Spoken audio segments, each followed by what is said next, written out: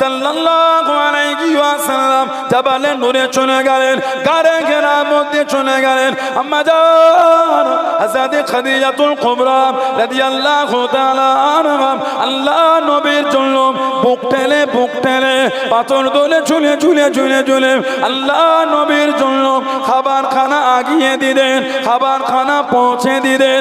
আল্লাহ পাকের দরবারে এতটা পছন্দ হয়ে গেল, এতটা কবুল হয়ে গেল, আল্লাহ পাক হুকুম করে দিলেন, ও জিবরাইল আমার হাবিবকে গিয়ে জানিয়ে দাও, আমার হাবিবকে গিয়ে শুনিয়ে দাও, আমি আল্লাহ আমার হাবিবের স্ত্রী খাদিজাকে আমি আল্লাহ পাক সালাম খানা জানিয়ে দিলাম। জোরে বলুন সুবহান, আর একটু জোরে বলুন সুবহান।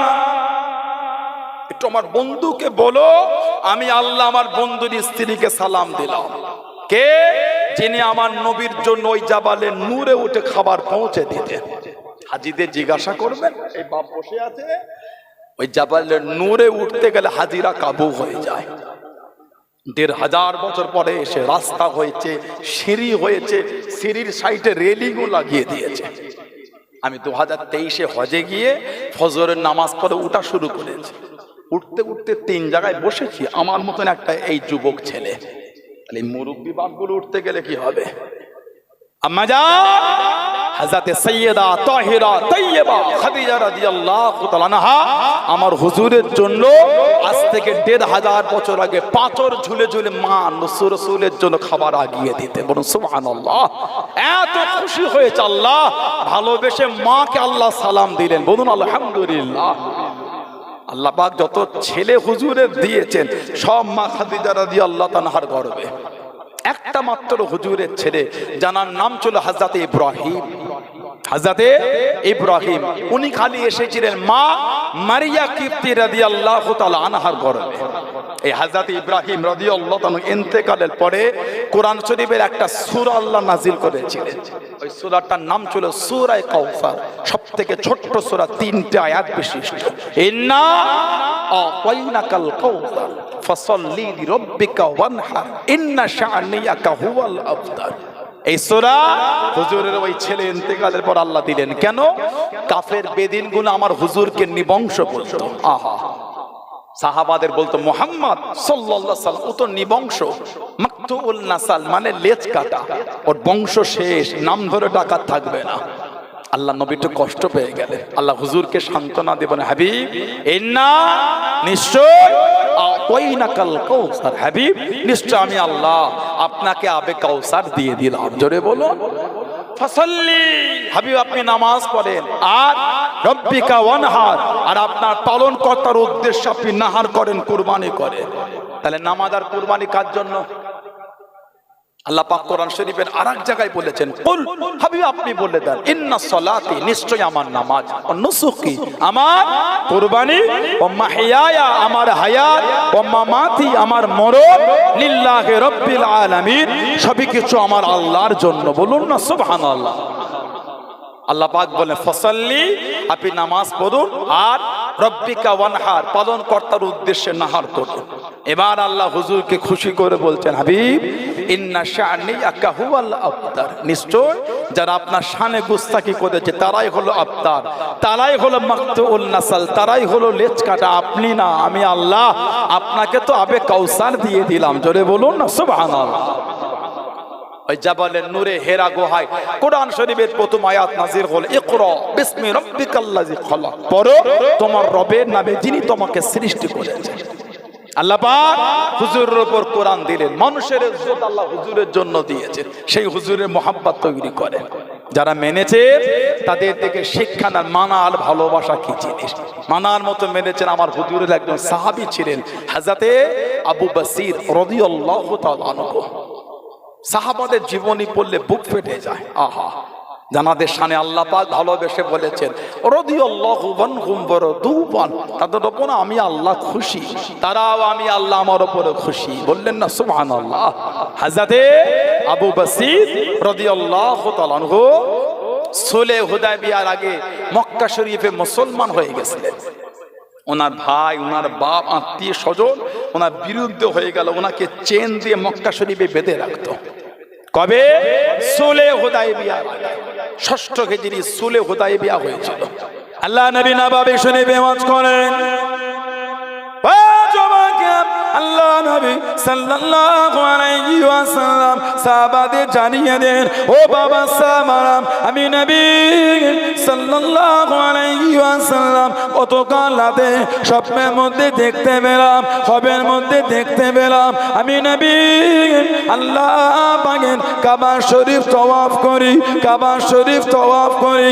সাহাবারা জানিয়ে দেন, ইয়া রাসূলুল্লাহ, হাবিবাল্লাহ, আল্লাহ পাকের নবী কতদিন কাবা শরীফে যাই না হুজুর, কতদিন কাবা শরীফ দেখি না হুজুর, আপনি যদি যেতেন আল্লাহর কাবাকে তওয়াফ করতাম, আল্লাহর কাবাকে দেখে নিতাম। আল্লাহ নবী হাও বলেন না, নাও বলেন না। সাহাবাদের মুখে মুখে, সাহাবাদের কানেতে খবর খানা পৌঁছে গেল।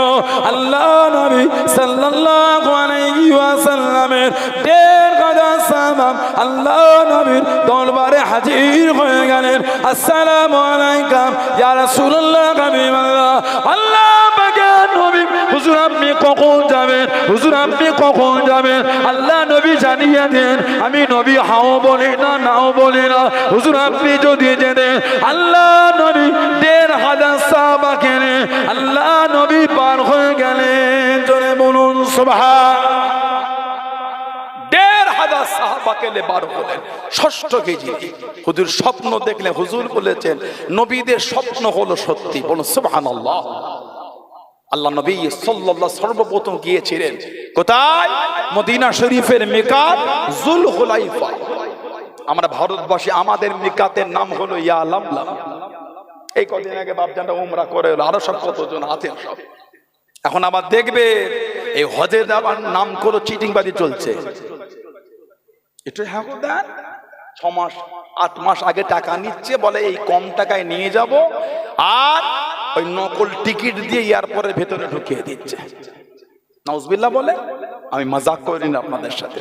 এই তো কদিন আগে 40 জন লোককে এয়ারপোর্ট থেকে বার করে দিল, সাজু বুজু করে ব্যাগ প্যাক নিয়ে এয়ারপোর্টের ভেতরে 2-3 ঘন্টা রেখে বার করে দিল। লা হাওলা ওয়ালা কুওয়াতা ইল্লা বিল্লাহ। আবার একটা ভিডিও দেখলাম যে তোমরা এয়ারপোর্টে যাও, আমি ভিসাটা নিয়ে যাচ্ছি।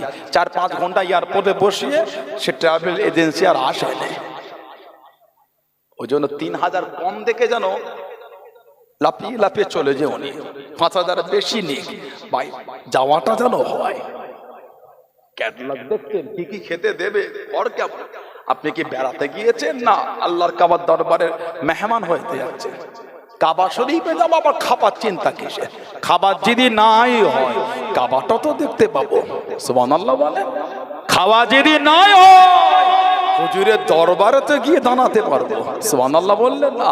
আল্লাহর রাসূল বলেছে, মান হাজ্জা, যে হজ করলো, ফাজার কবরি বাদা ওয়াফাতি, আর আমার ওয়াফাতের পরে এসে আমার কবরটা জিয়ারত করলো, কামান জারানি ফি হায়াতি, সেজন্য আমি নবী আমার সাথে জিন্দা জীবিত মোলাকাত করলো। জোরে বলো। এই যে কাবা শরীফে যাবো, এটাই তো বড় জিনিস। এখানে অত ভালো হোটেল খাওয়া ওগুলো তো দেখতে হয় না, নসিবে যা হলো একটু তাড়াহুড়ো করে খেয়ে কাবা শরীফে গিয়ে বসে থাকে, নামাজ পড়েন।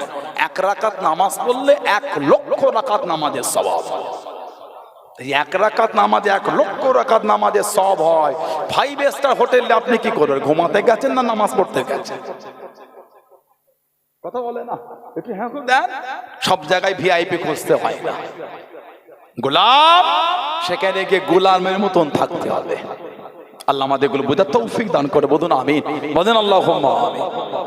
আল্লাহ নবী সাল্লাল্লাহু আলাইহি সাল্লাম এই ১৫০০ সাহাবাকে নিয়ে চলে গেলেন যুলহুলাইফা, মদিনা শরীফের মিকাত। ১৫০০ সাহাবাকে নিয়ে হুজুরে হেরাম করলেন। আল্লাহ নবী খবর পেলেন কাফেররা রাস্তা আটকাতে যেতে দেবে না। হুজুর রাস্তা চেঞ্জ করে হুজুর ঘুরে যাচ্ছেন কোথা? হুদাইবিয়া হয়ে যাচ্ছে। হুজুরকে হুদাইবিয়া আটকে দিয়েছিল। এই ষষ্ঠ হিজরিতে হুদাইবিয়ার একটা চুক্তি হয়েছিল, যার একটা চুক্তি ছিল এবছর যাওয়া হবে না, এবছর ফিরে যান, আগামী বছর আসবেন, 3 দিনে বেশি থাকতে পারবেন না। যার একটা চুক্তি ছিল আমাদের মধ্যে 10 বছর যুদ্ধ অশান্তি হবে না, যার একটা চুক্তি ছিল মদিনা শরীফের কোন লোক যদি মক্কা শরীফে চলে আসে ওই লোকটাকে আমরা আপনাদের কাছে ফেরত দেবো না, তবে মক্কা শরীফের কোন লোক যদি ফিরে যায় ওই লোকটাকে আপনাদের আমাদের ফিরিয়ে দিতে হবে। সাহাবাদের মনটা খারাপ হয়ে দাঁড়িয়ে গেল, হুজুরের চুক্তি মানা যাবে না, মদিনা শরীফের লোক গেলে ফিরিয়ে দেবে না, মক্কা শরীফের লোক এলে ফিরিয়ে দেবো, এটা চুক্তি হলো কি করে? হুজুর বলতে মেনে নাও। কেন? আমার হুজুর তো নিজের ইচ্ছায় করছেন, আল্লাহ পাক বলেছেন ওমা ইয়ানতুকু আনিল হাওয়া ইন হুয়া ইল্লা ওয়াহিয়ুন ইউহা। আল্লাহ বলে আমার হাবিব নিজের থেকে কিছুই করে না, আমি আল্লাহ যেটা হাবিবের উপর ওহী করি ওটাই আমার হাবিব করে, ওটাই বলেন। জোরে বলুন না সুবহানাল্লাহ। চুক্তি হয়ে গেল। এর কম বেশি 1 বছরের মধ্যে মক্কা শরীফ থেকে চলে এসেছেন হযরত আবু বসির রাদিয়াল্লাহু তাআলা আনহু। ওনাকে চেন দিয়ে বেঁধে রাখতো। আহা, এই চেনটা খুলে ছুটে ছুটে ছুটে ছুটে কাউকে দাঁড় করিয়ে কারোর উটের পিঠে চেপে আবার হেঁটে হেঁটে ছুটে ছুটে মক্কা শরীফ থেকে মদিনা শরীফে চলে গেছিলেন। সাহাবারা বলেছিলেন হযরত আবু বসির মক্কা শরীফে যে রাস্তা দিয়ে হাঁটতেন ওই রাস্তায় খালি রক্ত পড়ে থাকতো। আহা, আল্লাহ নবীর সামনে চলে গেলেন। ও যুবকেরা, ও আমার মুরব্বি বাপ-জানেরা, মায়েরা, বোনেরা, মগিরাম, আল্লাহ নবীর কাছে থেকে দাঁড়িয়ে গেলেন, আল্লাহ নবীর সামনে থেকে দাঁড়িয়ে গেলেন। আসসালামু আলাইকুম ইয়া রাসূলুল্লাহ হাবিবাল্লাহ। আল্লাহ নবী সালামের জবাব খানা দেন, আল্লাহ নবী উত্তর খানা দেন। আল্লাহ নবীর কাছে দাঁড়িয়ে দাঁড়িয়ে চোখ ভরা পানিলে কেঁদে কেঁদে জানিয়ে দেন ইয়া রাসূলুল্লাহ হাবিবাল্লাহ। আল্লাহ নবী, আমি আবু বসির মক্কা শরীফ থেকে চলে এসেছি, আমি আর মক্কা শরীফে যাব না, আমি আর মক্কা শরীফে ফিরবো না। ইয়া রাসূলুল্লাহ হাবিবাল্লাহ, এরা আমাকে চেন দিয়ে বেঁধে রাখে, এরা আমাকে বড্ড কষ্ট দেয়। আল্লাহ পাকের নবী সব রেখে চলে এসেছি, আর আমি মক্কা শরীফে যাব না, আপনার কাছে থাকবো বলে এসেছি, আপনার দরবারে থাকবো বলে এসেছি। আল্লাহ নবীর নূরের চক্ষু থেকে টপ টপ করে পানিটা গড়িয়ে গড়িয়ে চলে যায়। হযরত আবু বসির কাঁদে, আল্লাহ নবী কাঁদে, আল্লাহ নবীর কাঁদে, দুজন কুরাইশ দাঁড়িয়ে গেল। ও হযরত মুহাম্মদ, আপনি তো সাবান দিয়ে দেন, আপনি তো ওয়াদা করে দেন মক্কা শরীফের কেউ চলে এলে আপনি তাকে ফিরিয়ে দেবেন, আপনি তাকে পাঠিয়ে দেবেন। আবু বসির মক্কা শরীফ থেকে চলে এসেছে, আপনি কি আমাদের কাছে পাঠিয়ে দেন, আপনি ওকে আমাদের সাথে পাঠিয়ে দেন। আল্লাহ নবীর নূরের চক্ষু থেকে টপ টপ করে পানিটা গড়িয়ে গড়িয়ে চলে যায়। আল্লাহ নবী কাঁদেন, হযরত আবু বসির কাঁদেন, ইয়া রাসূলুল্লাহ হাবিবাল্লাহ, ইয়া রাসূলুল্লাহ হাবিবাল্লাহ। আল্লাহ পাকের নবী, হুজুর আমি আর যাব না, হুজুর বেয়াদবি মাফ করুন, গুস্তাগিটা ক্ষমা করুন, এরা আমাকে বড্ড কষ্ট দেয়, চেন দিয়ে বেঁধে রাখে, আমাকে বড্ড মারে, হুজুর আমি আর মক্কা শরীফে যাব না। আল্লাহ নবী জানিয়ে দেন, আল্লাহ নবী শুনিয়ে দেন, ও বাবা আবু বসির, আমি নবী তোমায় জায়গা দিতে পারবো না, আমি নবী তোমায় রাখতে পারবো না, আমি নবী যে ওয়াদা করেছি ফিরে যাও ফিরে যাও, আমি তোমাকে জায়গা দিতে পারবো না। কেঁদো না বাবা, কেঁদো না, ওদের সাথে চলে যাও বাবা, আমি নবী ওয়াদার খিলাফ করতে পারবো না। জোরে বলুন সুবহান, আর একটু জোরে বলুন সুবহান। তুমি এসেছো, আমার কষ্ট হয়, তোমার এই দুঃখ থেকে আমার বুক ফেটে যায়, কিন্তু রাখতে তোমায় পারবো না। কেন? আমি ওদের সাথে ওয়াদা করেছি, চুক্তি করেছি, মক্কা শরীফের কেউ এলে ওকে আমি ফিরিয়ে দেবো। আহা, হুজুরের দরবারে কাঁদছেন, হুজুর আমাকে পাঠাবেন না ইয়া রাসূলুল্লাহ। আল্লাহ নবী কাঁদছেন, আর বলছে তুমি চলে যাও, তোমাকে আমি জায়গা দিতে পারবো না। আবার হুজুরের দরবার থেকে কিছুটা এগিয়ে গিয়ে আবার হুজুরের দিকে তাকিয়ে কাঁদছে, ইয়া রাসূলুল্লাহ সাল্লাল্লাহু আলাইহি ওয়াসাল্লাম, হুজুর হুজুর আপনি আমাকে পাঠাবেন না। আমার হুজুর কাঁদছেন আর বলছেন, আবু বসির তুমি আমার দরবার থেকে চলে যাও, তবে আমি নবী কথা দিলাম একদিন তুমি আমার দাওয়াত পাবে বাবা। বলুন সুবহানাল্লাহ, জোরে বলেন না সুবহানাল্লাহ। হুজুরের সামনে থেকে চলে গেল, আল্লাহ নবী সাল্লাল্লাহু আলাইহি সাল্লাম কাঁদতে কাঁদতে জমিনে বসে গেছিলেন। হুজুরের নূরে চোখ দিয়ে টপ টপ করে পানি ঝরছে। সাহাবারা বলছেন, ইয়া রাসূলুল্লাহ, হুজুর আমাদের সামনে দিয়ে আমাদের ভাই আবু বসিরকে নিয়ে চলে গেল। হুজুর কাঁদছেন আর বলছেন, আমি নবী তো ওয়াদা করেছি, আমি তোকে আমার কাছে জায়গা দিতে পারবো না। আমি নবী তো আমার আবু বসিরের জন্য ওয়াদার খেলাফ করতে পারবো না। কিছুটা দূরে জুলহুলাইফার কাছে গিয়ে তিনজন বসে রেস্ট নিচ্ছেন। কিতাবে এসেছে, কাফের দূরে বলছে, এই আবু বসির, যে নবীর জন্য এত কষ্ট করে ছুটে ছুটে চলে এলে, সেই নবীও তোমায় জায়গা দিল না। হযরত আবু বসির বলে, এই বেদিন বেঈমান, হুজুরের প্রতি যা ভালোবাসা ছিল ওই ভালোবাসাটা আমার আরো বেড়ে গেল। জোরে বলে, কেন? আল্লাহর নবী আমার এত কষ্ট দেখেছেন, কিন্তু হুজুরের ওয়াদা ভঙ্গ করেন। সুবহানাল্লাহ বললেন না? হুজুর আমার এত দুঃখ দেখেছে, কিন্তু হুজুরের ওয়াদা ভঙ্গ করেন। হুজুরের প্রতি যা ভালোবাসা ছিল ওই ভালোবাসাটা আমি আবু বসিরের আরো বেড়ে গেল। বলুন না সুবহানাল্লাহ। দুটো কোরাইয়ের ড্যাক থেকে খাজুর বার করে খাচ্ছেন। হযরত আবু বসির রাদিয়াল্লাহু আনহু বললেন, তোমাদের তলোয়ারটা কত সুন্দর, যদি একটু দিতে। তলোয়ারটা হাতে দিয়েছে, ঘেঁটে ঘেঁটে দেখতে দেখতে দুজনের মধ্যে একজনকে জাহান্নামে পাঠিয়ে দিয়েছে, আর একজন ওখান থেকে ছুটে পার হয়ে গেছে। হযরত আবু বসির রাদিয়াল্লাহু তাআলা আনহু উঠে দাঁড়ালেন, মক্কা শরীফে গেলেন না, আর মদিনা শরীফে ফিরে খালি কাঁদছেন। কেন? আমি যদি যাই, হুজুর যদি আমাকে আবার ফিরিয়ে দেয়, হুজুর তো আমাকে জায়গা দেবে না। ওয়াদা যখন করেছে হুজুরের ওয়াদা ভঙ্গ করবে না। হযরত আবু বসির একটা জঙ্গল দেখে উনি রয়ে গেলেন। রাত হলে পাহাড়ে উঠে মদিনা শরীফের দিকে দেখতেন আর কাঁদতেন আর বলতেন, আল্লাহ আমার হুজুরের ডাকটা আমার জন্য কবে আসবে আল্লাহ। বলেন না সুবহানাল্লাহ। সারাদিন কাজ করতে, সারাদিন জঙ্গলের পাতা খেয়ে খেয়ে জীবন কাটিয়েছে হযরত আবু বসির রাদিয়াল্লাহু আনহু। এই যে উনি এইভাবে রয়ে গেলেন, ওই খবরটা চতুর্দিকে ছড়িয়ে গেল। মক্কা শরীফে কেউ মুসলমান হলে আর মদিনা শরীফে যেত না, উনার কাছে চলে আসতেন। 300 জন সাহাবার কাফেলা হয়ে গেল। হযরত আবু বসিরের কাছে 300 জনের কাফেলা হয়ে গেল। সাহাবাদের কাছে গল্প করেছে, হুজুর বলেছেন আমাকে দাওয়াত পাঠাবেন। হযরত আবু বসির রাদিয়াল্লাহু আনহু অসুস্থ হয়ে গেলেন। বিছানায় শুয়ে আছেন, কমজোর। সাহাবারা বলতে, এই আবু বসির, তুমি যে বললে আল্লাহ নবী তোমাকে দাওয়াত দেবে, কই এখনো তো এলো না। ওই বিছানায় শুয়ে শুয়ে বলতেন, হুজুর যখন বলেছে দাওয়াত আসবেই আসবে। বলেন সুবহানাল্লাহ। আল্লাহ নবী দুজন সাহাবাকে পাঠিয়ে দে, যাও আমার আবু বসিরকে গিয়ে বলে দাও আমি নবী তাকে ডেকেছি। দুজন সাহাবা চলে গেলেন। হযরত আবু বসির রাদিয়াল্লাহু আনহুকে গিয়ে বললে, এই আবু বসির, আল্লাহর নবী তোমার জন্য পয়গাম পাঠিয়েছেন। এত খুশি হয়েছিলেন, ওই অসুস্থ অবস্থায় উঠে বসে খুশি হয়ে বলেছেন, আশহাদু আল্লা ইলাহা ইল্লাল্লাহু ওয়াহদাহু লা শারীকা লাহু ওয়া আশহাদু আন্না মুহাম্মাদান আবদুহু ওয়া রাসূলুহু সাল্লাল্লাহু আলাইহি ওয়াসাল্লাম। হুজুর কলেমা পড়ে হুজুর ইন্তেকাল হয়ে গেলেন। ইন্না লিল্লাহি ওয়া ইন্না ইলাইহি রাজিউন। সেই সাহাবাদের দিকে দেখেন, ভালোবাসাটা কি জিনিস, মানা মোহাব্বত কি জিনিস। মক্কা শরীফ থেকে মদিনা শরীফে হেঁটে চলে গেছে, চেন দিয়ে ওনাকে বেঁধে রাখতো। আল্লাহ নবী দরবার শরীফে বসে আছেন।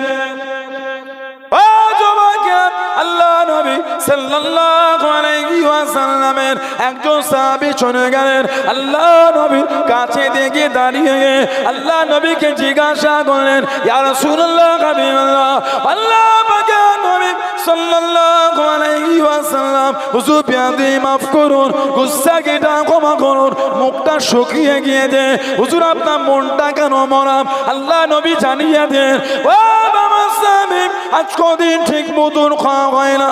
সাহাবী কাঁদতে কাঁদতে পার হয়ে গেলেন। মদিনা শরীফে বাড়ি বাড়ি চলে গেলেন, মদিনা শরীফে বাগানে বাগানে চলে গেলেন। কোনো কাজ খুঁজে পেলেন না, কোনো কর্ম খুঁজে পেলেন না।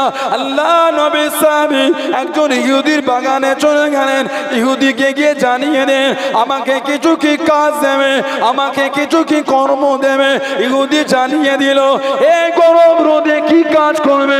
আমার খেজুরের বাগানের কুয়াখানা আছে, ওই কুয়ার পানি যদি এক বালতি তোলো, একটা খেজুর তোমাকে দেবো। যে পানিটা অনেক নিচে নেমে গেছে, ও যুবক, আল্লাহ রাসূলের সাহাবী হযরত আল্লাহ নবীর সাহাবী সাল্লাল্লাহু আলাইহি ওয়াসাল্লাম রাজি হয়ে গেলেন। এক বালতি করে পানি তোলে, একটা করে খেজুর দেয়। এক বালতি পানি তোলে, একটা করে খেজুর দেয়। এক বালতি পানি তোলে, একটা করে খেজুর দেয়। কিছু খেজুর হয়ে গেল, চাদরখানা মুড়ে নিয়ে আল্লাহ নবীর সামনে চলে গেলেন। আল্লাহ নবীর কাছে দিয়ে দাঁড়িয়ে গেলেন। আসসালামু আলাইকুম ইয়া রাসূলুল্লাহ, হাবিবাল্লাহ। আল্লাহ পাকের নবী সাল্লাল্লাহু আলাইহি ওয়াসাল্লাম, হুজুর বিয়াদি মাফ করুন, হুজুর আপনি খেজুর খানা খেতে থাকেন, হুজুর আপনি খেজুর খাওয়া শুরু করেন। আল্লাহ নবী জিজ্ঞাসা করেন, ও বাবা সাহাবী, এই গরম রৌদ্রে ঘেমে গিয়েছো বাবা, হাতেতে ফোঁসা উঠে গিয়েছে বাবা, এই গরম রৌদ্রে কোথা থেকে আনলে বাবা? ইয়া রাসূলুল্লাহ, হাবিবাল্লাহ, আমি আপনার জন্য ইহুদির বাগানে গিয়ে এক বালতি পানি তুলেছি, একটা খেজুর দিয়ে দে। এক বালতি পানি তুলেছি, একটা খেজুর দিয়ে দে। আমি আপনার জন্য এত বড় বালতি পানি তুলে খেজুর খানা এনেছি। জোরে বলুন সুবহান, আর একটু জোরে বলুন সুবহান। আল্লাহ আকবার, আল্লাহ আকবার।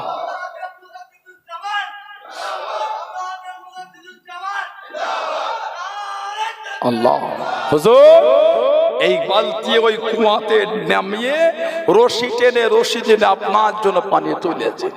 হুজুর এই হাতে ফোঁসা উঠে গেছে, হুজুর ওটা আমার দুঃখ নয়, হুজুর আমার যে মনটা চায় আপনার মুখে একটু খুশিটা দেখতে। বলুন না সুবহানাল্লাহ। এটা হলো সাহাবাদের হুজুরের প্রতি ভালোবাসা, এটা হলো সাহাবাদের মানা, সাহাবাদের মোহাব্বত। শুক্রবারে মসজিদে আপনাদের এই এলাকায় জুমার নামাজে সালাম ফিরালে একটা ছোট্ট পাড়া বাক্স সামনে ঘোরে, বলে না কি বলে, আসরের পরে কমিটির এক জায়গায় জড়ো হয়ে ওই বাক্স তালাটা খুলে এই সামনে পয়সাগুলো ঢেলে যখন গুছোয়, কমিটিকে জিজ্ঞাসা করবেন, 2, 5টা 7টা ছেঁড়া ছেঁড়া নোট বেরোয়। কমিটি থাকলে বলতে বলেন, ওই বাক্স যখন খুলে ঢেলে টাকা গুনো গোছোয়, 2, 4টে 5টা 7টা ছিঁড়া 10 টাকার নোট পাওয়া যায়। কে দিল? তেঘরিয়া গ্রামে জেনেও দেয় না, ভূতও দেয় না, আমাদের মতনই কেউ দিয়েছে। একটু নিজের মনকে প্রশ্ন করেন তো, ঠিক করেছেন? আমি বলতে পারবো না। একটু নিজের মনকে জিজ্ঞাসা করে, ওটা কি ঠিক করেছেন আপনি? ওই নোটটা গোলাবাড়ি বাজারে গিয়ে চায়ের দোকানে গিয়ে দেবেন, ভাই এক কাপ চা দে তো ভাই, এই টাকাটা চলে পাল্টে দে ভাই, কথা বলে না। সবজি কিনতে যাবে, ফল কিনতে যাবেন, মিষ্টি কিনতে যাবেন, বাসওয়ালাকে দেবেন, টিকারওয়ালাকে দেবেন, ট্রেনের টিকিট কেউ নেবে না, মুসাফিরকে দিয়ে দেখবে। অন্ধ যদি না হয়েছে সেও নেবে না।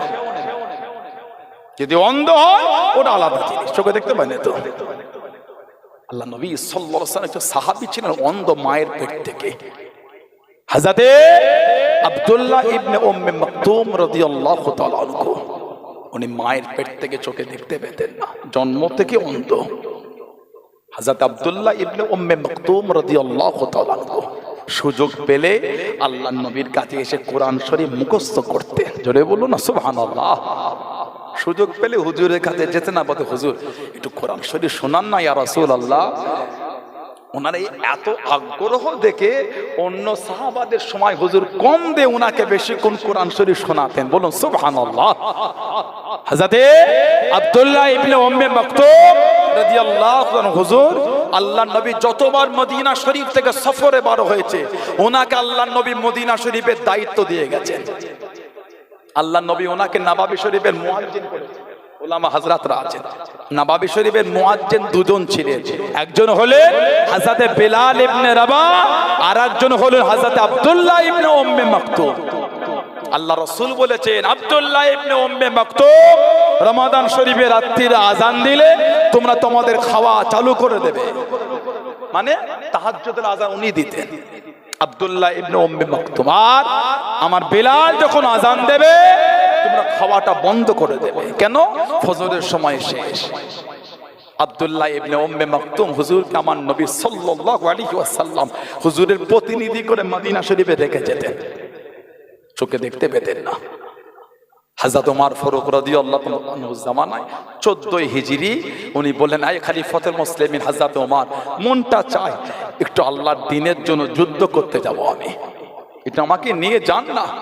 ওমর ফারুক বলেন, আই আব্দুল্লাহ ইবনে উম্মে মাকতুম, তুমি তো চোখে দেখতে পাও না, তুমি তাহলে যুদ্ধের ময়দানে গিয়ে তোমার কাজ কি? হুজুর, আমাকে আপনি ঝান্ডাটা দিয়ে দেবেন, আমি ঝান্ডাটা নিয়ে দাঁড়াবো, ওই বিরোধী পক্ষেরা সামনের দিক থেকে আসবে, আমি দেখতে পাবো না, আমার ভয়ও লাগবে না, আমি ঝান্ডা ধরেই দাঁড়িয়ে থাকবো। যারা বললেন সুবহানাল্লাহ, আমি চোখে দেখতে পাই না, ঝান্ডা আমাকে দেবে, আমি ঝান্ডালে দাঁড়াবো, বিরোধী পক্ষরা আমাদের দিকে তেড়ে এলো, আমাকে ভয় লাগবে না। কেন? আমি তোদের দেখতেই পাবো না, ঝান্ডা আমি ছাড়বো না। যুদ্ধের ড্রেস পরে নিলে 14 হিজরি হযরত আব্দুল্লাহ ইবনে উম্মে মাকতুম হুজুরকে ওমর ফারুক ঝান্ডা দিয়েছিলেন। কিতাব এসেছে ওই যুদ্ধের শেষে ওনার লাশ পাওয়া যাচ্ছে না, মানে শহীদ হয়ে গেছে। ইন্না লিল্লাহি ওয়া ইন্না ইলাইহি রাজিউন।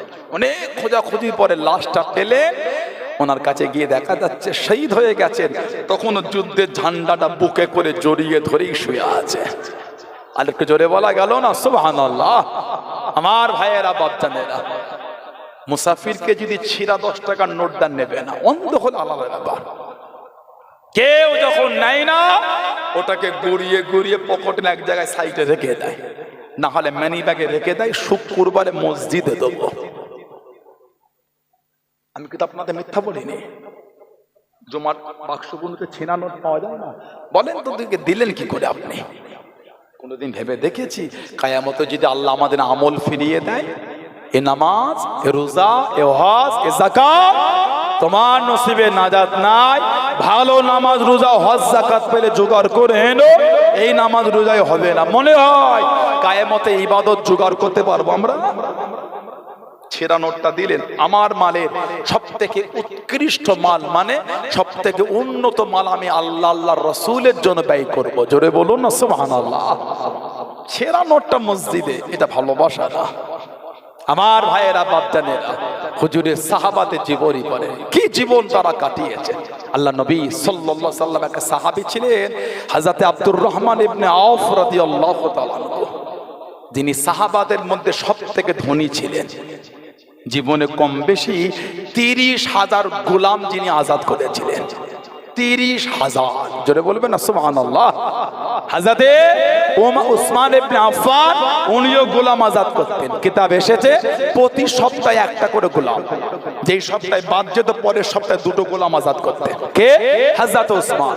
কিতাব এসেছে হযরত আব্দুল্লাহ ইবনে ওমর রাদিয়াল্লাহু তাআলা উনিও গোলাম আজাদ করতেন, ধনী ছিলেন। আব্দুল্লাহ ইবনে ওমর, ওমর ফারুক হুজুরের ছেলে। কিতাব এসেছে যেই গোলামটা বেশি নামাজ পড়তো ওনাকে আগে আজাদ করতেন। যে সেই গোলামদের মধ্যে খবর ছড়িয়ে গেল বেশি নামাজ পড়, হুজুর আজাদ করে দেবে। গোলামরা বেশি বেশি নামাজ পড়ে ওনার সামনে, উনি আজাদ করে। আজাদ ওনার ছেলে বললেন, আব্বা গোলামরা আপনার সাথে ধোঁকা দিচ্ছে। কেন? না, আপনার সামনে বেশি নামাজ পড়ে, আপনি যদি আজাদ করে দেন পরে হয়তো নামাজ নাও পড়তে পারে। হযরত ওমর ফারুক হুজুর বললেন, হুজুরের ছেলে আব্দুল্লাহ ইবনে ওমর বললেন, বাবা আমি আল্লাহর জন্য একবার নয় 1000 বার আল্লাহর জন্য ধোঁকা খেতে আমি রাজি আছি। জোরে বলবেন না? আর একটু জোরে বলা গেল না? ওরা যদি আমাকে নামাজ পড়ে ধোঁকা দেয় আমি আল্লাহর জন্য ধোঁকা খেতেও রাজি আছে, কিন্তু গোলাম আমি আজাদ করেই যাবো। জোরে বলুন। হযরত আব্দুর রহমান ইবনে আওফ রাদিয়াল্লাহু তাআলা সাহাবাদের মধ্যে সবথেকে ধনী। এত মাল আল্লাহ ওনাকে দিয়েছিলেন, এত অর্থ আল্লাহ ওনাকে দিলেন। গোটা পৃথিবীর যিনি ধনী ওনার নাম হলো বর্তমান ইলন মাস্ক। গোটা পৃথিবীর যিনি রিচ বর্তমান ইলন মাস্ক। আল্লাহ আব্দুর রহমান ইবনে আওফ হুজুরকে এই ইলন মাস্কের থেকেও 7 থেকে 8 গুণ মাল আল্লাহ সাহাবীকে বেশি দিয়েছিলেন।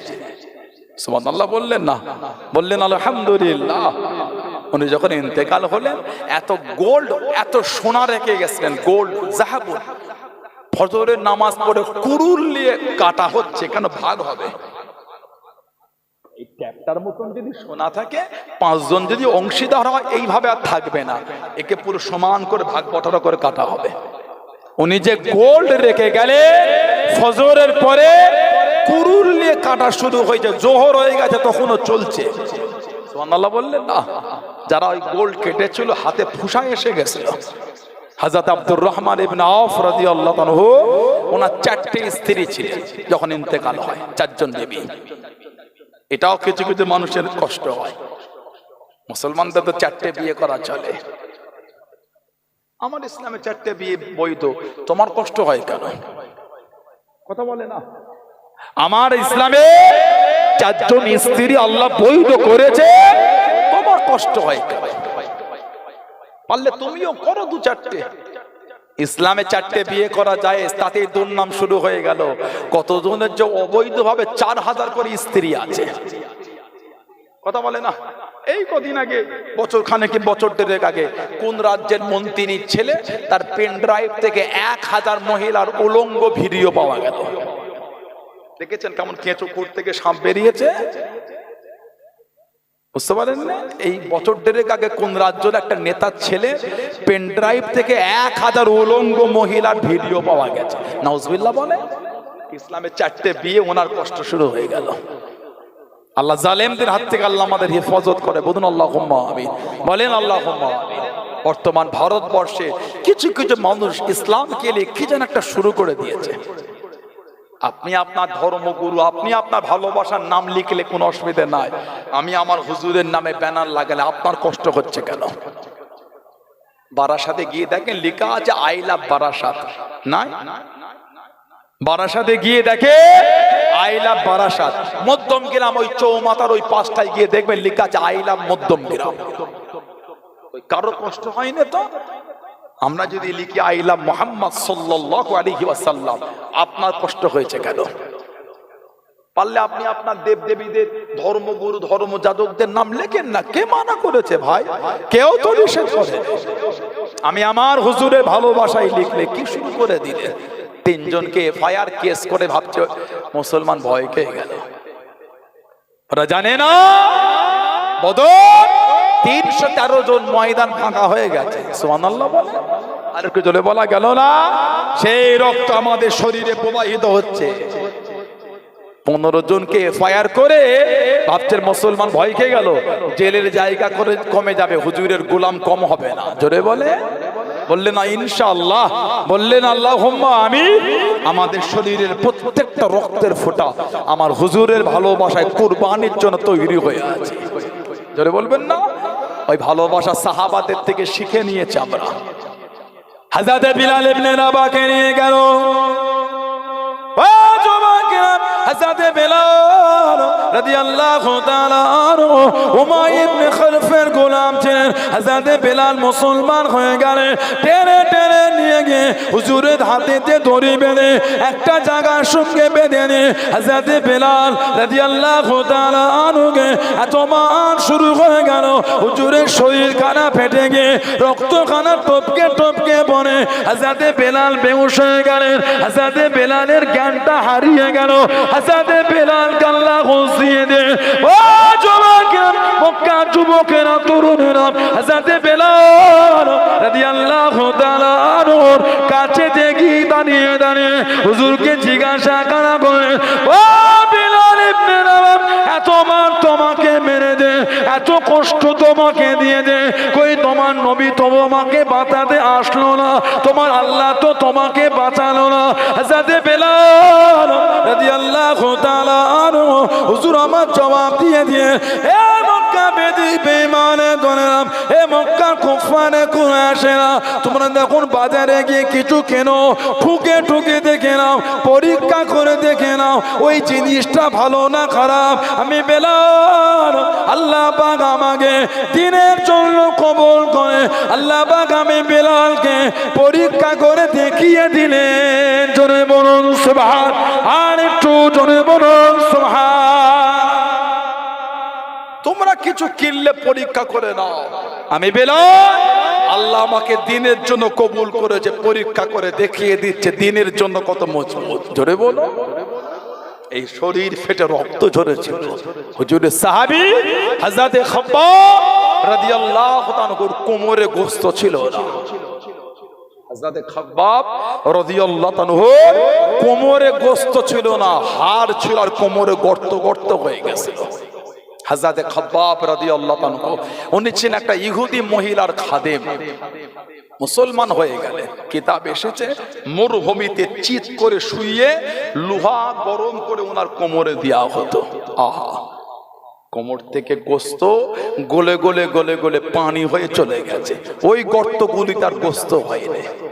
হযরত খাব্বাব রাদিয়াল্লাহু তাআলা ওমরে ফারুক রাদিয়াল্লাহু তাআলা জামানায় ওমরে ফারুক বললেন, এই খাব্বাব কি বাবা তোমার কোমরে গোস্ত নাই তো? কি হযরত ওমর জানাকাল্লাহ ইসলাম জাহানের ২ নম্বর খলিফা করেছেন, দ্বিতীয় খলিফা। জানার শান আল্লাহর রাসূল বলেছেন, লাউ কানা নাবিয়ুন বাদি লাকানা ওমর, যদি আল্লাহ আমার পরে কাউকে নবী বানাতেন আল্লাহ আমার ওমর ফারুককে নবী করতেন। বলুন না সুবহানাল্লাহ।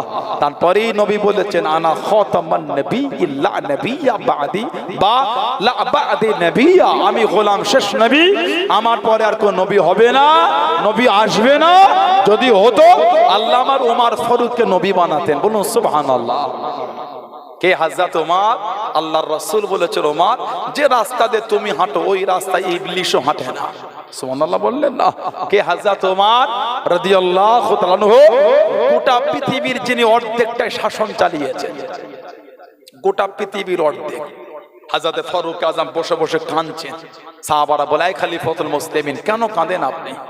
হুজুর বললেন, খবর পেলাম অমুক জায়গায় একটা পোল টপকাতে গিয়ে একটা বকরি ছাগল তার পাটা ওই পোলে আটকে গিয়ে পা ভেঙে গেছে।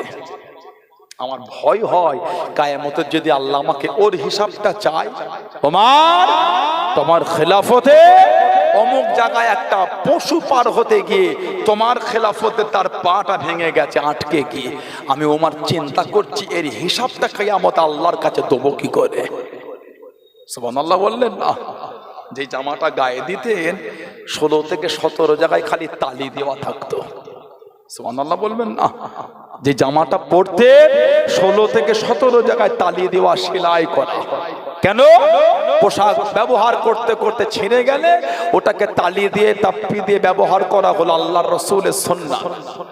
আর আমাদের হুজুর বলেছেন, মান তামাসসাকা বিসুন্নাতিন দা ফাসাদে উম্মতি ফালাহু আজর মিআতি শাহীদ। ফিতনা ফাসাদের সময় যে আমার একটা সুন্নাতকে মজবুত করে ধরে রাখতে পারবে, আল্লাহ ওই ব্যক্তির নামায় আমালে 100 শহীদের সওয়াব আল্লাহ পাক লিখে দেবেন। আর একটা রওয়ায়াত এসেছে, মানে হাব্বা সুন্নাতি, যে আমার সুন্নাতকে ভালোবাসলো ফাকাত হাব্বানি, সেজন্য আমি নবী আমাকেই ভালোবাসলো। আর ওমানা হাব্বানি, যে আমাকে ভালোবাসলো কানা মাই ফিল জান্নাহ, তার জায়গাটা আমার আল্লাহ দয়ার জান্নাত করে দিয়েছে। বললেন আলহামদুলিল্লাহ। আল্লাহ আমাদের করে হুজুরের সুন্নাতের উপর আমলে তৌফিক দান করে। বলুন আমিন। জলে বলেন আল্লাহুম্মা আমিন। হযরতে ওমর রাদিয়াল্লাহু তাআলা আনহু জানার জামানায় মদিনা শরীফের বাইরে লাভা বার হয়েছিল। লাভা, জমিন ফেটে আগুন বার হয়েছে। লাভা আমার জিওগ্রাফিতে এটা পড়েছি। মালভূমি, সমভূমি, অগ্নিয়গিরি, লাভা এগুলো ভূগোলে আছে। জমিন ফেটে আগুন বার হয়েছে। আগুন এই মদিনা শরীফের বাইরে সাহাবারা খবর দিলেন, মদিনা শরীফের বাইরে লাভা। হুজুর ওই ওনার একটা জামা 16 থেকে 17 জায়গায় তালি দেওয়া, ওটা দিয়ে বললে এই জামাটা নিয়ে লাভার সামনে গিয়ে ধরবে, যাও। কাছে কাছে গিয়ে দূর থেকে ধরে যে আল্লাহ পাকের হুকুম, লাভাটা আর মদিনা শরীফের দিকে আসছে না, এবার উল্টো দিকে যাচ্ছে। জোরে বললেন না সুবহানাল্লাহ। ওনার জামানায় মিশর ফতে হয়ে গেছিল। মিশর মুসলমানদের হাতে আল্লাহ দিয়ে দিলেন। গোটা পৃথিবীর অর্ধেকটাই উনি শাসন চালিয়েছেন। মিশরের গভর্নর হযরত আমর ইবনে আস রাদিয়াল্লাহু আনহু ওনাকে চিঠি লিখলেন, হুজুর নীল নদের পানি বন্ধ হয়ে গেছে। এদের বিশ্বাস, এরা জাহিলিয়াতের যুগে করত, পানি বন্ধ হলে একটা মেয়েকে সাজিয়ে এই নীল নদে ঘুরিয়ে তাকে কতল করে নীল নদে রক্ত ছিটাতো। রক্ত এদের বিশ্বাস, তারপরে নীল নদে পানি প্রবাহিত হবে। হুজুর এখন তো ইসলামের খেলাফত চলছে, কি করব? লোকে চাষ হচ্ছে না। ওমর ফারুক চিঠি লিখলেন, বিসমিল্লাহির রহমানির রহিম, ওমরের তরফ থেকে নীলনদের প্রতি চিঠি। এই নীলনদ, তুমি যদি আল্লাহর হুকুমে প্রবাহিত হও, তোমার পানির আমাদের দরকার আছে। তুমি যদি নিজের ইচ্ছায় হও, তোমার পানির কোনো দরকার নাই। এই চিঠিটা লিখে উনি মিশরে পাঠিয়ে বললেন, এটা নীলনদে দিয়ে দাও। হুজুরের চিঠি নীলনদে দিয়েছে, আল্লাহর হুকুম। ওই যে পানি প্রবাহিত হয়েছে, আজও পানি চলছে। জোরে বলেন না সুবহানাল্লাহ। ওনার খেলাফতে হযরত খাব্বাব রাদিয়াল্লাহু তাআলাকে বললেন, খাব্বাব, তোমার কোমরে গোস্ত নাই তো? তোমার কোমর তো গর্ত হয়ে আছে। হযরত খাব্বাবের চোখ দিয়ে পানি গড়িয়ে যায়। ও জওয়াকে চোখ ভরা পানি কেঁদে কেঁদে জানিয়ে দিয়েছেন, হুজুর আমার শুনিয়ে দেন, এই খলিফাতুল মুসলিমিন, এই হযরত ওমর রাদিয়াল্লাহু তাআলা আনহু, আমি খাব্বাব যখন মুসলমান হয়ে গিয়েছিলাম, আমি খাব্বাব যখন কলেমা শরীফ পড়ে নিয়েছিলাম, আমি খাব্বাবকে গরম বালুতে শুইয়ে দিয়ে লোহা গরম করে আমার কোমরে দিয়া দেয়া হয়েছিল, আমার কোমরে রেখে দেওয়া হয়েছিল। আমি খাব্বাব রাদিয়াল্লাহু তাআলা আনহুর কোমরের গোশতগুলি গলে গলে চলে গিয়েছে। আমি খাব্বাব আমার অন্তর থেকে ঈমানের কলেমা মুছতে পারে নাই। জোরে বলুন সুবহান, আর একটু জোরে বলুন সুবহান। আল্লাহু আকবার, আল্লাহু আকবার। ইয়া বলুন জিন্দাবাদ, জিন্দাবাদ বলুন আলহামদুলিল্লাহ। আমার ভাইয়েরা, বাপজানেরা, ছেলেরা, যুবকেরা, মুরব্বীরা, 15 জনের নামে কেস করে ভেবেছে মুসলমান ভয় খেয়ে গেছে। সাহাবাদের থেকে শিখে নিচ্ছে হুজুরকে কিভাবে ভালোবাসতে হয়। আল্লাহ নবীর একজন সাহাবী ছিলেন হযরত খুজাইমা। আল্লাহ নবী একটা ইহুদির কাছ থেকে উট কিনেছিলেন। উট কিনে বললেন, চলো ঘরে চলো, টাকা দিচ্ছি। ইহুদি আসে, হুজুর তাড়াতাড়ি যাচ্ছে। ওই ইহুদিকে অন্য ইহুদিরা ভুল বুঝিয়েছে, তোর উটের দাম তো বেশি, তুই তো হুজুরের সাথে কম দামে সওদা করলি। হুজুরের কাছে গেল, হুজুর টাকা দিচ্ছেন, উট দাও। বললেন, না আপনার সাথে আমার সওদা হয় না তো, এই তো তুমি দাম করলে। বললেন না। বললেন, যদি একটা সাক্ষী দিতে পারেন তাহলে দেবো। হযরত খুজাইমা বলছে, হুজুর আমি জানি আপনি কিনেছেন। জোরে বলে। ইহুদির কথা অনুযায়ী উট দিয়ে দিল, টাকা নিয়ে নিল। আল্লাহ নবী পরে হযরত খুজাইমাকে বলে, হযরত খুজাইমা, কি ব্যাপার, তুমি সাক্ষী দিলে, তুমি ছিলে? বলে, ইয়া রাসূলুল্লাহ, বিয়াদে মাপ চাই, আমরা আল্লাহকে না দেখে আপনার কথায় সাক্ষী দিচ্ছি, আল্লাহ এক। আমার আল্লাহর ওয়াহাদানিয়াতে সাক্ষী, আপনার কথা মেনে বিশ্বাস করে দিয়ে দিলাম। আর সামান্য দুনিয়ার উট, হুজুর আপনার কথায় আল্লাহ যে এক, ওটা আপনার কথায় মেনেছে হুজুর, আল্লাহকে এক বলে মানতে পেরেছে। আর দুনিয়ায় সামান্য উট, ওজন্য হুজুর আমার বিশ্বাস হয়ে গেছে, আপনি ঠিকই বলেছে, আপনি ওই দামেই কিনেছেন, ওজন্য সাক্ষী দিয়ে দিলাম। জোরে বলো, আর একটু জোরে বলা গেল না? এটা হলো ভালোবাসা। আল্লাহ আমাদের কবুল করে, আল্লাহ আমাদের ওই পথের, ওই রাস্তার আরোহী করেন। বলুন আমিন। জোরে বলেন আল্লাহুম্মা আমিন। একটু দুরূদ শরীফ আল্লাহুম্মা।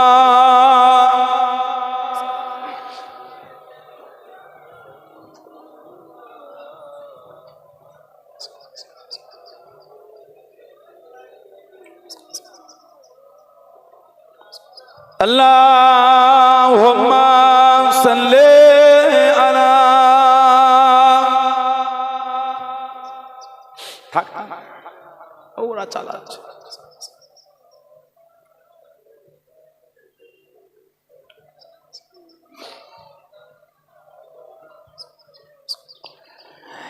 किस कदर फूल खिलाते है मदीने की हवा,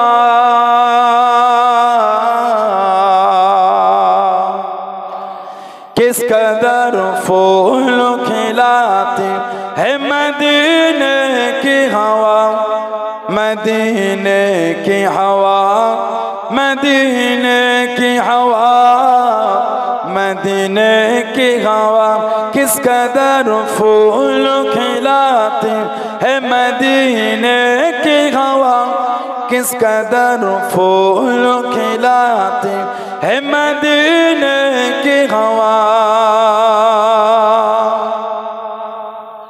किस कदर फूल खिला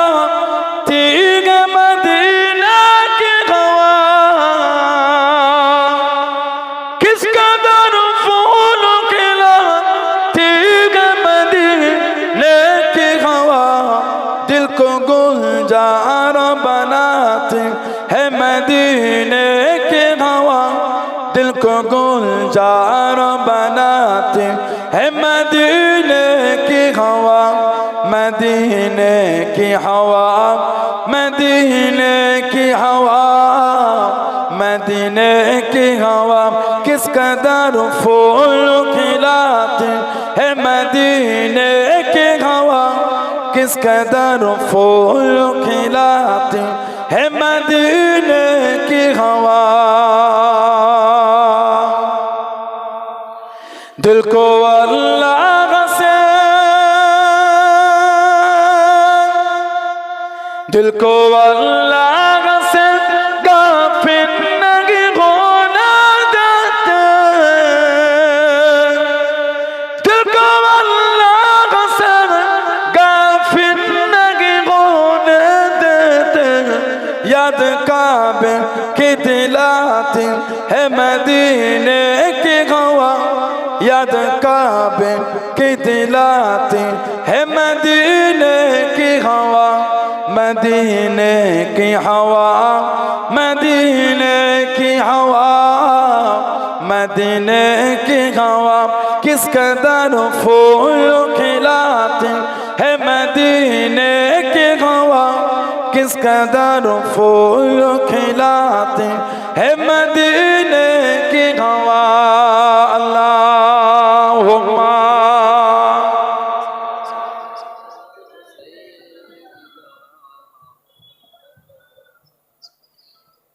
वाला आले सैयदना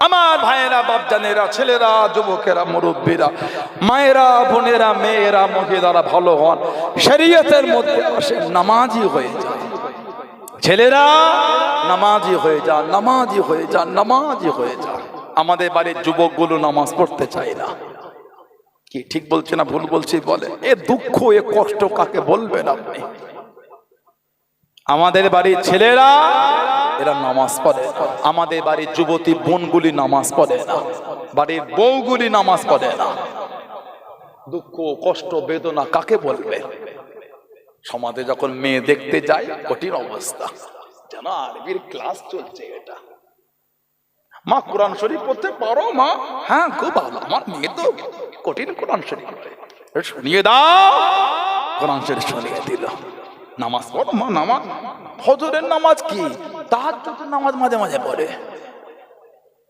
কথা বলে না কি বলে 6 বছর বিয়ে হয়েছে ফজরের নামাজ একদিনও পড়ে না বলে তাহাজ্জুদের নামাজ পড়ে লা হাওলা ওয়ালা কুওয়াতা ইল্লা বিল্লাহ বাড়িতে কেন বরকত নাই রিজিকে কেন বরকত নাই রুজিতে কেন বরকত না বাড়িতে রোগ বিমার কেন সরে না এই নামাজ নাই বলে বাড়িতে নামাজ না হলে বরকত হবে না বাড়িতে নামাজ না হলে রিজিকে বরকত হবে না বাড়িতে নামাজ না পড়লে রোগ বিমার সারবে না একটার পর একটা লেগেই থাকে বলে হুজুর অনেক নামাজির ঘরেও তো কঠিন কঠিন বিমার থাকে আল্লাহ আল্লাহ ওয়ালাতে করে রোগ বিমার দায় কেন জানেন তাদের চলার পথে যেই ছোট ছোট গুনাহগুলি হয়ে যায় ওই বিমার দিয়ে গুনাহগুলিকে আল্লাহ পাক মাফ করে বেগুনা করে আল্লাহ ওয়ালাতে করে আল্লাহ ডেকে নেন জোরে বলে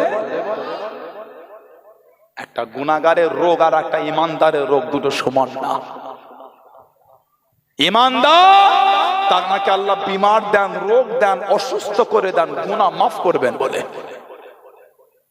কিছু বুঝতে পেরেছেন না পারেন আমার ভাইয়েরা বাপজানেরা নামাজি হয়ে যান আল্লাহ রাসূল বলেছেন as-salatu mi'razul mu'minin নামাজ হলো আল্লাহর মুমিন বান্দা বান্দীদের জন্য দরবারে ইলাহির মিরাজ জোরে বলে আল্লাহর রাসূল বলেছেন as-salatu ইমাদুদ্দিন নামাজ হলো দ্বীনের খুঁটি সুবহানাল্লাহ বলে আজকে আমাদের তেঘরিয়া পশ্চিম পাড়া এই যে ঈদগাহ ময়দানে এত সুন্দর করে মাহফিল করেছে স্টেজটা প্যান্ডেলটা কত ডিজাইন করে করেছে দেখেন এই খুঁটিগুলিতে সব লাইট জ্বলিয়ে দিয়েছে খুঁটিগুলিতে চেন লাইট জ্বলিয়েছে এই খুঁটিগুলি যদি না দিত উপরে ছাউনিটা এত সুন্দর থাকতো না এই খুঁটির উপর ডিপেন্ড করে উপরে ছাউনিটা কিন্তু আছে সানাউল্লাহ সিদ্দিকী যে ওয়াচ করছে এই যে মাইকের এই রডটা আছে না মাইকে ফোনটা যার উপর আছে এই লম্বা রডটা না থাকলে এই রডটা থাকতো না, এর সাপোর্টে কিন্তু এটা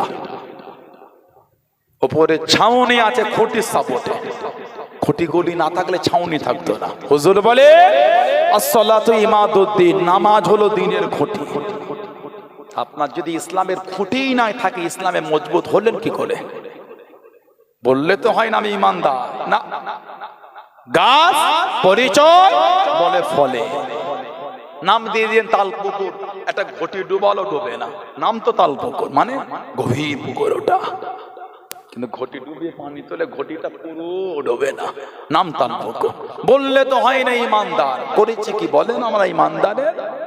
নামাজি হন। আল্লাহ আমাদের প্রত্যেকের দ্বারা, আল্লাহ আমাদের মা বোনদের দ্বারা 5 ওয়াক্ত নামাজ আল্লাহ কায়েম করিয়ে নেন। বলেন আমিন। ভালোবাসায় বললেন আল্লাহুম্মা আমিন। আমাদের সমাজে ইদানি উম্মতের মধ্যে ছোট ছোট বিষয়ে ঝগড়া হয়ে যাচ্ছে। কিছু কিছু ভাই আছে দেখবেন ইমাম সাহেব সালাম ফিরালে উঠে চলে যায়, মোনাজাত করে না, করে না, করে না। কেউ যদি না করে ওটা ওনার ব্যক্তিগত, কিছু বলা যাবে না, না। যাকে তাকে কাফের বলতে হয় না। মোনাজাত নাই করলো, কিছু বুঝছেন না, বোঝেন না। কিন্তু কেউ যদি মোনাজাত করে, আপনি তাকে কেন বাজে কথা বলছেন? আল্লাহর কাছেই তো চাইছে, কেন উম্মতের মধ্যে ঝগড়া? আমি তো বলিনি আপনি মোনাজাত করলেন, আপনি অমুক, আপনি তমুক, না, আমার উচিত না। ওটা ওনার ব্যক্তিগত ব্যাপার, নাই করলো উনি। আমরা যখন একসাথে মোনাজাত করি, কেন বললেন বেদাত? এটা তো ঠিক করলাম, আমি তো আপনাকে বাজে কথা বললাম না, আপনি আমাকে বললেন কেন? উম্মতের তো ঝগড়া এখান থেকে শুরু হয়ে যায়। কথা ঠিক না? উম্মতের অশান্তি এখান থেকে তো হচ্ছে। কেউ মারা গেলে কবরে লাশ রেখে দিয়ে আমরা মাটি দিই, কমুটো দিই, কমুটো 3 মুঠো। মিনহা খলাকনাকুম 1 মুঠো, ওয়া ফিহা নুঈদুকুম আরাক মুঠো, ওয়া মিনহা নুখরিজুকুম তাওরাতান উখরা আরাক মুঠো। এটা কোরআন শরীফ সূরা তোহার 55 নম্বর আয়াত। এখন আমাদের বাড়ি কিছু ভাই আছে, ওরা বলে আমরা ওটা পড়ি না, খালি বিসমিল্লাহ বলি। আপনি বলেন বিসমিল্লাহ বলে দিয়ে দেন। আপনি বিসমিল্লাহ বলে মাটি দিয়ে খুশি যে তাই দেন, আমি তো ঝগড়া করব না। ঝগড়া করাটা আমার উচিত না। কথা ঠিক না ভুল বলছি? এটাই তো উম্মতের সৌন্দর্য। উম্মতের মধ্যে ইখতিলাফ থাকবে, ঝগড়া হবে না, দলিলে কথা হবে, অশান্তি হবে না। এটাই তো উম্মতের সৌন্দর্য। সুবহানাল্লাহ বলেন। আল্লাহ উম্মতের ভালোবাসা দিয়ে দেন। বলেন আমিন। জোরে বললেন আল্লাহুম্মা আমিন। আপনি বিসমিল্লাহ বলে মাটি দেন, যে দেন। আমি যখন বিসমিল্লাহর সাথে মিনহা খালাকনাকুম বলি, কেন বলছেন আপনি বেদাত? দলিল নাই, এটা তো আপনার উচিত হলো না। আমি তো আপনাকে বাদে শব্দ আক্রমণ করি, আপনি আমাকে করছেন কেন? ঠিক না ভুল বলছি? এখান থেকে ঝগড়া হয়ে গেল। আর কত ভাগ হবে? এখনো কলজে ভরে না আমাদের? ভাগ হয়ে হয়ে কলজে ভরে নে, আরো ভাগ হবে। পারলে 5 জনকে এক জায়গায় জড়ো করতে শেখেন, 3 জনকে ভাগ করে দেন। পারলে উম্মতকে জড়ো করেন, কেন ভাগ করছেন? আসেন না একসাথে কাঁধে কাঁধে মিলিয়ে চলি। চতুর্দিকে দেখছেন না কি হচ্ছে? আমাদের বাড়ির বোনগুলোকে বার করে নিয়ে চলে যাচ্ছে। জানেন আপনারা একটা গ্রুপ চলছে, একটা গ্রুপ ফেসবুকে, হোয়াটসঅ্যাপে একটা গ্রুপ আছে এদের, একটা এদের বড় ধরনের একটা গ্যাং কাজ করছে।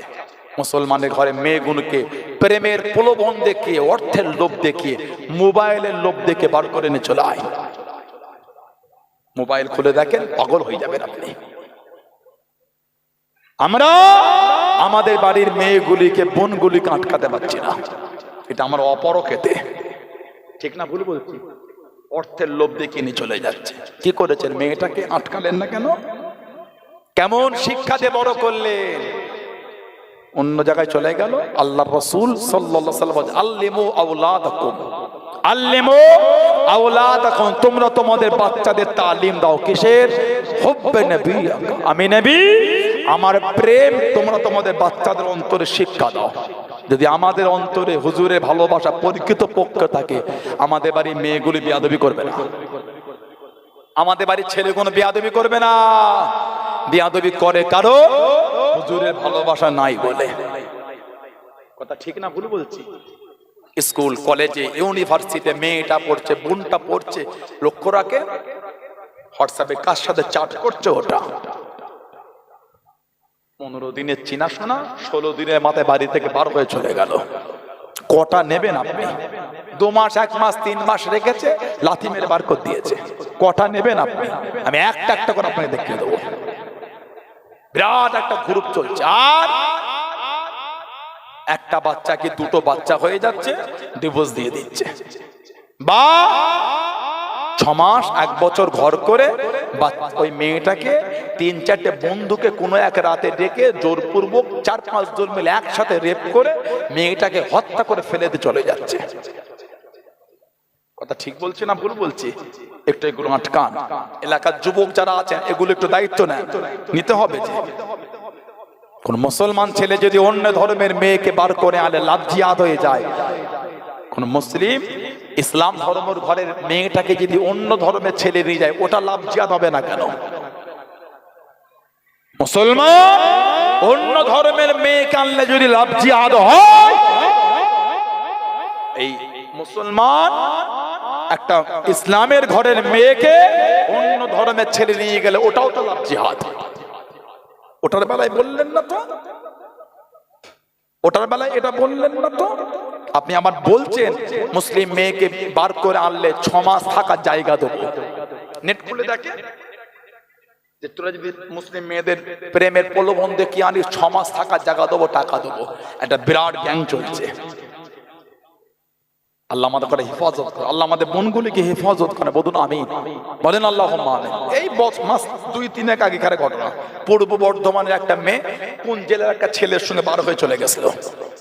কয়েক মাস ঘর করলো, মেয়েটার উপর টর্চার যখন শুরু হলো, মেয়েটা লুকিয়ে বাপ মাকে ফোন করে ডাকলো চলে যাবে বলে। মেয়েটার বাপ মা এসেছিল, মারধর করে বার করে দিল। পরের দিন সকালে মেয়েটা পাকায় গলায় দড়িতে ঝুলছে। এই 2 মাসের গল্প বলছে আপনাকে, মজাক করছে না, হাকিকত বলছি। আল্লাহ আমাদের হেফাজত করে, আল্লাহ বাংলায় শান্তি দিয়ে দেন, আল্লাহ ভারতে শান্তি দেন। বলেন আমিন, জোরে হলুন আল্লাহুম্মা আমিন।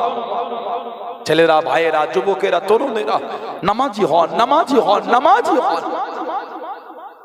কেউ যদি নামাজের পরে মোনাজাত না করে, নাই করলো তার ব্যাপার, এগুলোতে ঝগড়া করবেন না।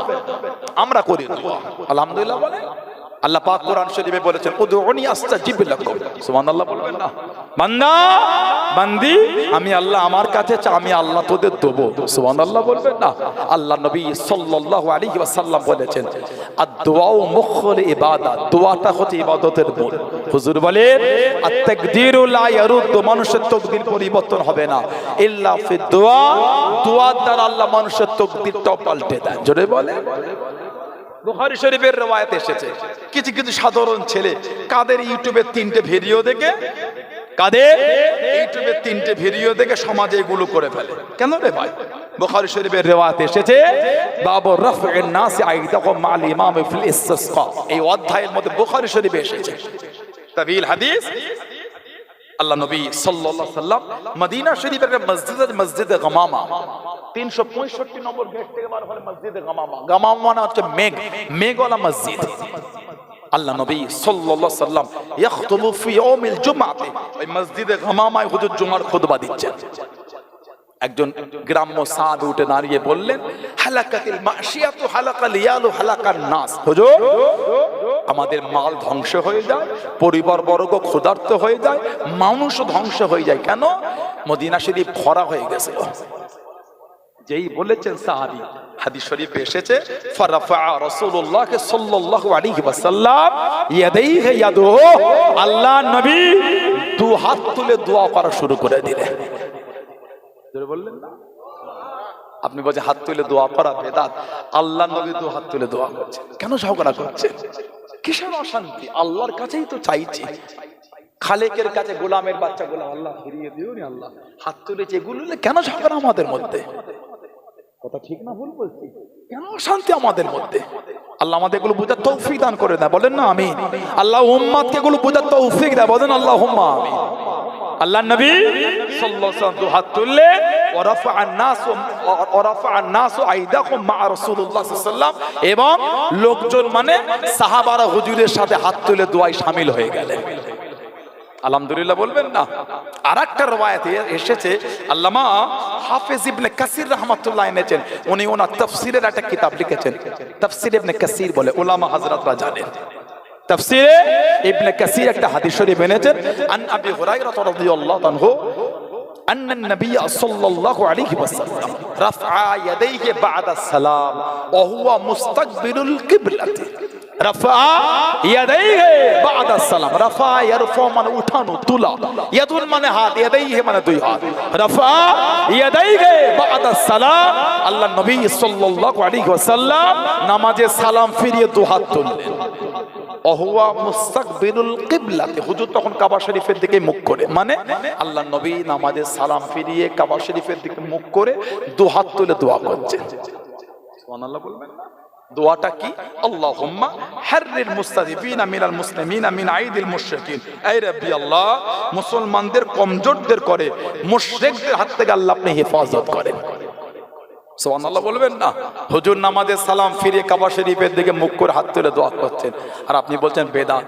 এগুলো বলতে হয় না আমরাই যদি ইসলামকে মজাক করে ফেরি অন্য সম্মান দেবে কি করে ইসলামকে লোকের কাছে মজাক করে দেবেন না একটা হাদিস শরীফ এসেছে ইমাম ইবনে সুন্নি ফি আমালুল ইয়াউমি ওয়াল লাইলা বলে কিতাব এনেছেন হুজুর বলে মা মিন আবদিন বাসাদা কাফাইয়া ফি দুবুরি কুল্লি সালাত হুজুর বলে যে কোন বান্দা প্রত্যেক নামাজের পর হাত তুলে বলে যে কোন বান্দা প্রত্যেক নামাজ ফরজ হোক ওয়াজিব হোক সুন্নাত হোক নফল হোক যাই হোক যে কোন বান্দা প্রত্যেক নামাজের পর হাত তুলে বলে একটা লম্বা দোয়া এসেছে তাবিল হাদিস এটা আল্লাহুম্মা ইলাহা ওয়া ইলাহা ইব্রাহিম ওয়া ইসহাক ওয়া ইয়াকুব ওয়া জিবরিল ওয়া মিকাইল ওয়া ইসরাফিল তাবিল হাদিস শরীফ এসেছে লাস্টে এসেছে ইল্লা কান হাক্কান আল্লাহ আযজা ওয়া জাল আল্লাহ ইরদ্দা ইদাইহি খাইবাতি হুজুর বলে আল্লাহ পাক তার খালি হাত